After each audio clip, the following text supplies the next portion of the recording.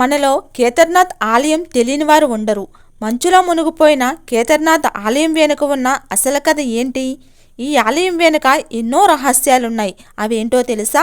ఎటువంటి ప్రకృతి వైపరీత్యాలనైనా తట్టుకోగల ఈ ఆలయాన్ని ఎవరు కట్టించారు? ఇలాంటి ఎన్నో ప్రశ్నలకు సమాధానం ఈ వీడియోలో ఇప్పుడైతే తెలుసుకుందాం. మహాభారతం చివరిలో స్వయంగా మహాశివుడే ప్రత్యక్షమై పాండవులకు స్వర్గానికి మార్గం చూపించారట. అలాగే ఆ మహాదేవుడి యొక్క 12 జ్యోతిర్లింగాలలో ఈ ఆలయం కూడా ఒకటని తెలుసు. ఈ ఆలయాన్ని శ్రీ కేదార్నాథం అని అంటారు. ఈ ఆలయం హిమాలయ ప్రాంతాలలో కొలువై ఉంటుంది. ఉత్తరాఖండ్లోని రుద్రప్రయోగం అనే ఒక నగరం ఉండేది. ఈ నగరానికి కేదార్నాథ్ ఆలయం దగ్గరగా ఉంటుంది. కేదార్నాథ్ ఆలయం గురించి మొదటగా 7వ శతాబ్దంలోని స్కంద పురాణంలో రచించారు. దీనిని బట్టి కేదార్నాథ్ ఆలయం ఎంత పురాతనమైనదో, ఎంత గొప్ప చరిత్ర ఉందో అర్థమవుతుంది. సముద్ర మట్టానికి 3400 మీటర్ల ఎత్తులో ఉంటుంది ఈ కేదార్నాథ్ ఆలయం. ఈ ఆలయానికి ఎదురుగా ఒక నంది విగ్రహం ఉంటుంది. ఈ ఆలయం లోపల గర్భగుడి కూడా ఉంటుంది. గర్భగుడిలోని శివలింగం పిరమిడ్ ఆకారంలో ఉంటుంది. ఇటువంటి శివలింగం మొత్తం ప్రపంచంలో ఎక్కడా ఉండదు. ఈ మందిరాన్ని పాండవులు నిర్మించారని చెబుతారు. ఇప్పుడు పాండవులు ఈ ఆలయాన్ని ఎందుకు నిర్మించారో తెలుసుకుందాం. మహాభారత యుద్ధంలో తమ గురువులను సోదరులను వధించడం కారణంగా పాండవులు ఎంతో బాధపడతారు. తమను తామే అపరాధులుగా అనుకుంటూ ఉంటారు. అలాగే మనకు తెలిసినట్టు మహాభారత యుద్ధం తర్వాత పాండవులు చాలా కాలం పాటు హస్తినాపురాన్ని పాలించారు. అలా చాలా కాలం గడిచినప్పటికీ పాండవులకు మాత్రం మనశ్శాంతి దొరకలేదు. ఇక ఆ వేదన నుండి విముక్తి పొందటానికి పాండవులంతా కలిసి వేదవ్యాసుడి దగ్గరకు వెళ్లారు. తమ వేదనను వేదవ్యాసుడికి తెలియజేశారు. పాపాల నుండి విముక్తి పొందటానికి మీరు ఆ పరమశివుడి దగ్గరికి వెళ్ళండి అని వేదవ్యాసుడు పాండవులతో చెబుతాడు.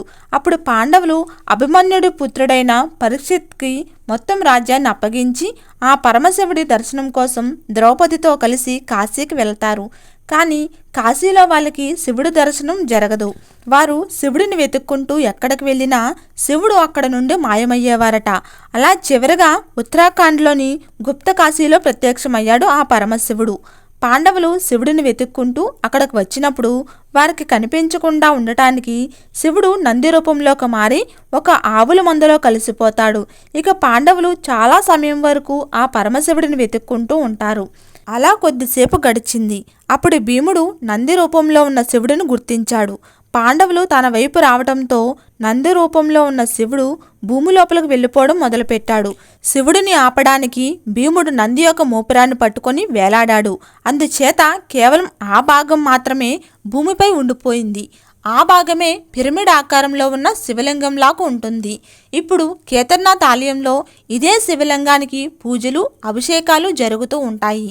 అప్పట్లో పాండవులు కూడా ఇదే శివలింగానికి పూజలు చేశారు. పాండవుల భక్తి శ్రద్ధలను చూసి ఆ పరమశివుడు ప్రత్యక్షమయ్యాడు. పాండవుల పాపాలను క్షమించి వారికి స్వర్గానికి మార్గాన్ని చూపించారు. తర్వాత పాండవులు శివలింగం ఉన్న ప్రదేశంలోని ఒక మందిరంను నిర్మించడం జరిగింది. ఆ మందిరంనే ఇప్పుడు మనం కేదార్నాథ్ అని పిలుస్తున్నాం. శివుడు నంది రూపంలో భూమిలోకి వెళ్ళినప్పుడు తలభాగం కపిలేశ్వర్లో, భుజభాగం తుంగనాథలో, ముఖభాగం రుద్రనాథలో, నాభిభాగం మధ్య మహేశ్వర్లో కొలువై ఉన్నాయి. అందుకే కేదార్నాథ్తో పాటు ఈ 4 పుణ్యక్షేత్రాలను కలిపి పంచ కేదార్నాథ్ అని అంటారు. శివుడి యొక్క రుద్ర రూపుడైన కాలభైరవుడు ఈ ఆలయాన్ని రక్షిస్తూ ఉంటాడు.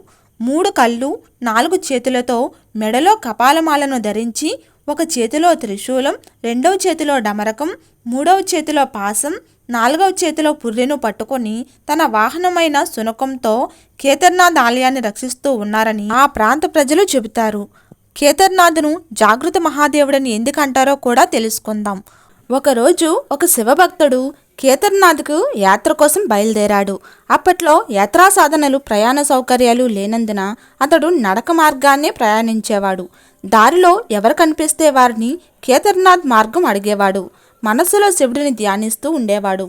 అలా నడుస్తూ నడుస్తూ కొన్ని నెలలు గడిచిపోయాయి. చివరికి అతను ఎంతో కష్టంతో కేదార్నాథ్ చేరాడు. కేదార్నాథ్ మందిర ద్వారాలు 6 నెలలే తెరిచి ఉంచుతారు. మిగిలిన 6 నెలలు మూసేస్తారు. అతడు మందిర ద్వారం మూసే సమయానికి అక్కడికి చేరుకున్నాడు.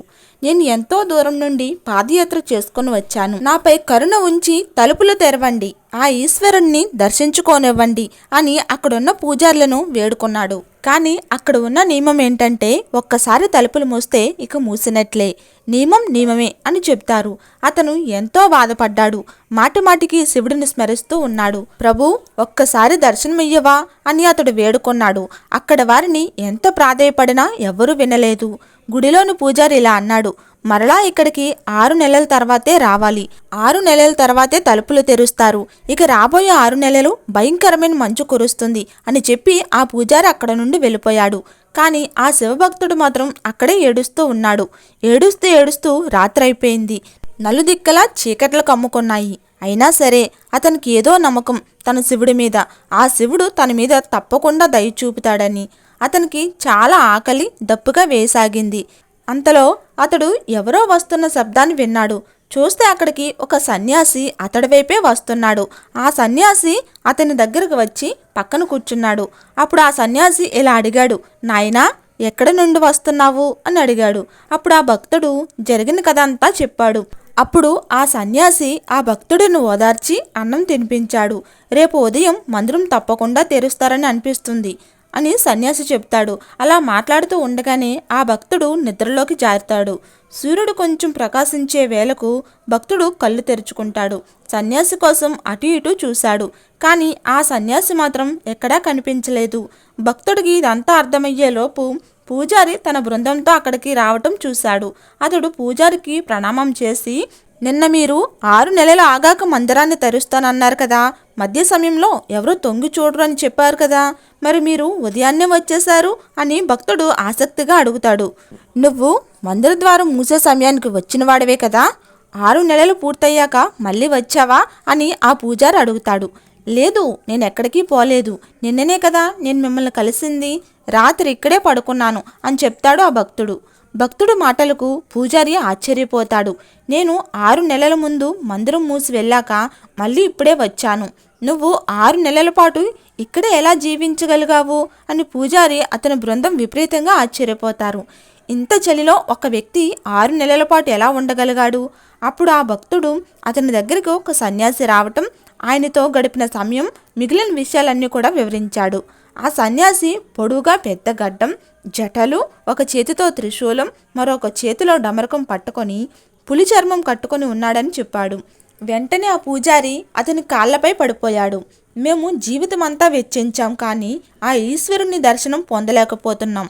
ఆ వచ్చింది ఎవరో కాదు, సాక్షాత్తు ఆ పరమశివుడే. నిజమైన భక్తుడివి నీవే. సాక్షాత్తు ఆ ఈశ్వరుణ్ణే దర్శనం చేసుకున్నావు. ఆయన కరుణించి నీకు 6 నెలలు ఒక రాత్రిగా మార్చేశాడు. కాలాన్ని తగ్గించి చిన్నగా చేసేశాడు.